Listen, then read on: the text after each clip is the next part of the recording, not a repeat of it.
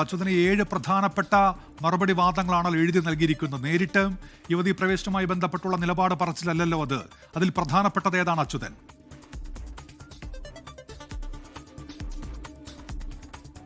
ഉന്മേഷ്, അതിലേറെ പ്രധാനപ്പെട്ട ഒരു കാര്യം എന്നുള്ളത് ഈ ഭരണഘടനാ വിഷയത്തിലേക്ക് വരുമ്പോൾ അവിടെ തുല്യതയും മതസ്വാതന്ത്ര്യവും തമ്മിലുള്ള അതിസങ്കീർണമായിട്ടുള്ള പരസ്പരം കുരുങ്ങിക്കിടക്കുന്ന ഭരണഘടനാ വിഷയങ്ങളാണ്, സങ്കീർണമായിട്ടുള്ള വിഷയങ്ങളാണ്.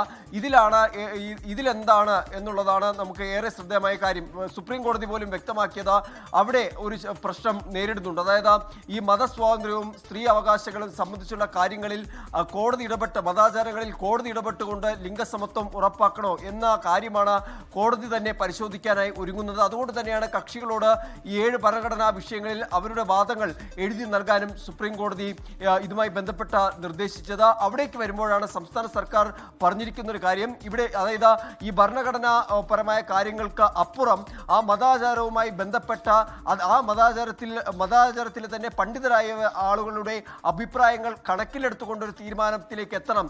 അവിടെ ആ ഒരു ജുഡീഷ്യൽ റിവ്യൂ അതെപ്പോഴും നടത്തുമ്പോഴും മതപണ്ഡിതരുടെ അഭിപ്രായം അത് പരിഗണിച്ചുകൊണ്ടായിരിക്കണം എന്നൊരു നിലപാട് ഇപ്പോൾ സംസ്ഥാന സർക്കാർ വീണ്ടും ആവർത്തിച്ചിരിക്കുന്നത്. 2007 ഇതാദ്യമായി സർക്കാർ മുന്നോട്ട് വയ്ക്കുന്നത്.